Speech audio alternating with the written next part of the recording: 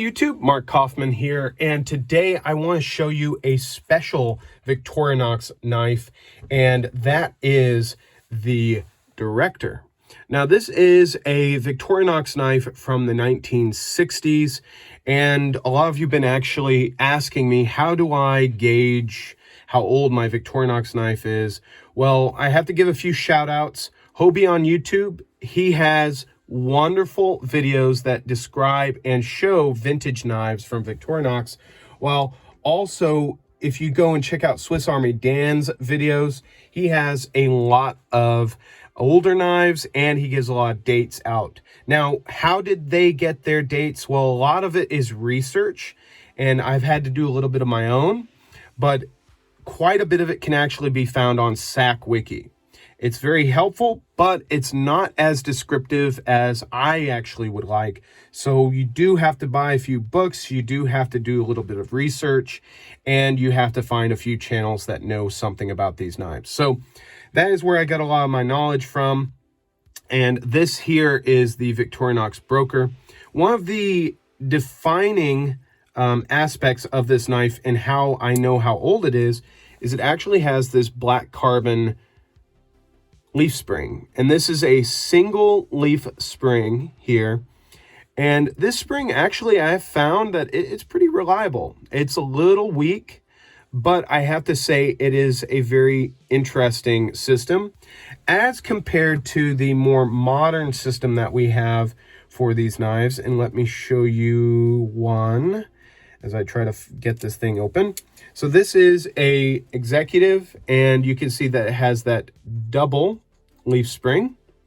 And in the newer knives from Victorinox, which I don't have with me right now, they actually have a very small cam section in here. So that's another way of it actually. Oh, well, actually, no, this is one of those knives. So there we go. So here we actually have a small point where the scissors actually have a channel for the spring so it doesn't fall out of place. So you can see that there. So that is one way to find out how old your knife is. So the scissors are practically the same size. This is the same tool set. This is an executive. This is a Director. And the Director was really one of these knives that was really geared towards men in suits. You know, you would have the earlier ones actually had a space where you could put your initials, and those are a little harder to find. And then the ones actually with the key ring are a little rarer than these. This would probably be kept in a coat or jacket pocket, and it really is like an office knife. It's something that is delicate. It's not going to be doing huge jobs, but it's definitely going to be something that can get you out of a bind, especially if you're in the office. So you have a very small, I guess, pen blade. I mean, this thing is very, very small. Let me see here. So let me do a size reference with a few modern knives. Here is a Kershaw Knockout, and then there is your Director. And let's get that blade started there. You can see, yeah, you got quite a bit of blade to work with there. And then let's compare this to an 84mm Cadet. So you can see this is a 74mm frame, this is an 84mm frame, and this is very compact, but it's not as compact as, let's say, a classic SD. So this knife here, I actually am not really going to be carrying this one. This one I've actually restored, and it's going to be in my private collection, but you can see it is in very good shape. I actually did a trade for this and a few other knives, so that was that, but I had to clean it up. It wasn't really where I wanted it to be. I polished the scales. Now the scales actually have a gouache pattern on them, and they had, I believe, 3 different types of patterns. Now I actually have another one of these coming in that has a different pattern, and I'll be doing a video on that one, but this one here has this very interesting work here. So I didn't polish this too much, but you can see that that is a very fine and beautiful pattern. Now this knife has another blade on it, and let me get that out here. It's a little stiff. This is the other blade. Now, what makes this one so rare and so unique is it's one from the 60s, but it's branded Hofritz stainless, Switzerland stainless, but then it's branded Victoria. So this one here actually doesn't even say Victorinox on it. The one that I have coming in the mail does say Victorinox, and it says Victorinox Switzerland stainless rust fry on it, and then on the back it says Hofritz. So it's a more modern interpretation of the broker, and this is a very old interpretation of it. So let's really quickly look at the nail file, and this nail file is a little different from the modern one. It actually has a more grandiose lip in the back there, so you can see that's more rounded, more finely shaped and worked, whereas on a modern one, let me see here, I'm just trying to get it out here. On a more modern, like executive or even a director, you would have just a flat end there. So there was just a little more work put into the ends on these, and I have to say, you can really see the difference. And excuse the oil on it. You can see that that tip there has a rounded curved tip, whereas this one doesn't.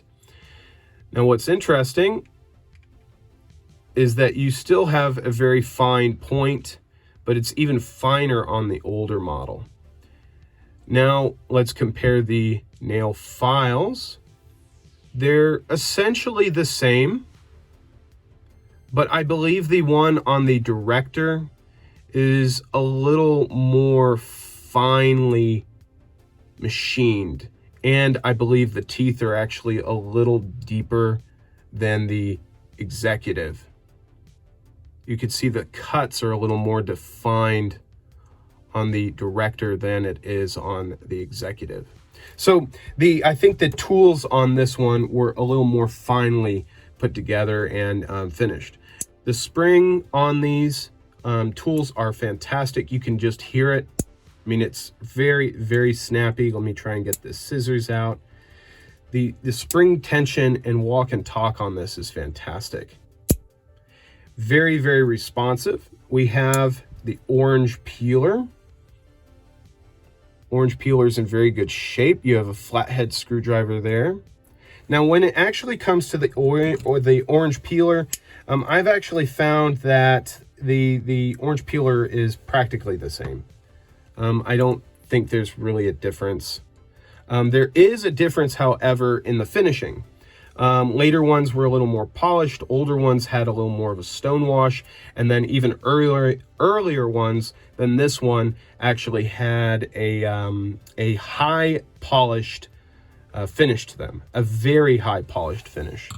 So there is that. And let me see. I've already compared the scissors. Now here we can see that this one has the key ring and this one doesn't. So on other models there would be a key ring, but it's just a different makeup in here. Now when I actually did take this director apart, I actually didn't take it completely apart. The only reason I was able to take it apart was because I put it in the ultrasonic cleaner because I wanted to get every nook and cranny in here cleaned out. I wanted to get it completely clean so then I wouldn't have any issues, and the scales actually came off. Now these scales, if I can show you here, let me get really zoomed in here. The scales actually meet up with the aluminum liners perfectly. They're perfectly fitted. There's no gaps, but these scales did come off, and they were actually held in with epoxy. So I was a little shocked by that, but also intrigued because the internal parts of this knife, as I get all these tools opened to show you the other side, and see how well that's just fitted. It's just absolutely a perfect fit. The construction of this was actually very simple. It's very similar to a Victorinox, I would say, money clip. And you can see the rivets. The rivets were back here, but it was very, very interesting to see that it was more of a, I'm going to use this case knife. It was more of this kind of look, okay? It was more of a flat surface with the rivets and then the scale put on. So it wasn't riveted, it wasn't peened or anything. It was just a flat surface. So what I ended up having to do is I put the scales back on. And then now let me see here. Now let's just listen to the snaps.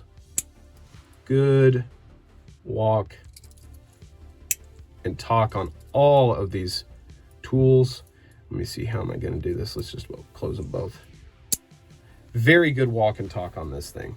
But it was very interesting to see the construction of it. But what I ended up doing is I didn't epoxy this back in place. I actually used just a very small amount of JB Weld through the middle here, and I don't believe these are going to come off ever again.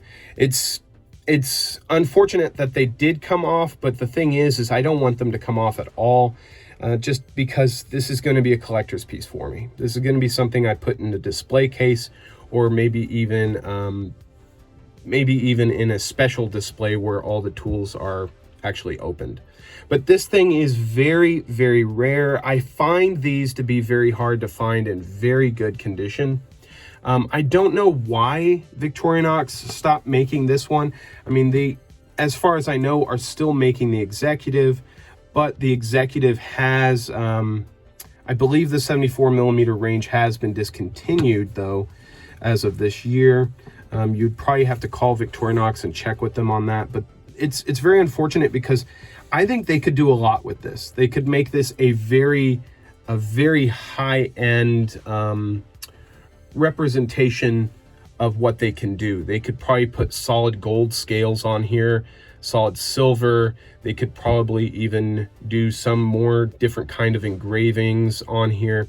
I think this would be a great thing for somebody that's got some cash and they want to really get a real small knife that's going to be very easy to carry, but it's going to be very nice looking. I mean, heck, you could even put some Mokutai on here and that would be like stupid cool.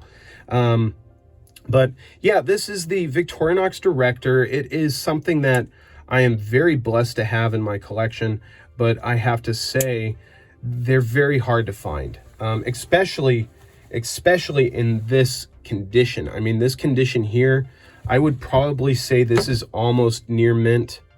I haven't done a lot of cleaning on it. The blades, I haven't done much to them. I haven't done a lot to any of the tools. I haven't sharpened them.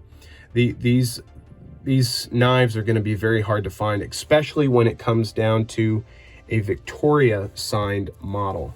The Victoria signed models, if you are collecting Victorinox knives, and let's say it's from the 60s, 70s, and it says Victoria or anything like that, or even has this tank stamp, if you can get it for a good price, I think you would be very wise to pick one of these up, because I think in a few years, these are going to be great investment pieces.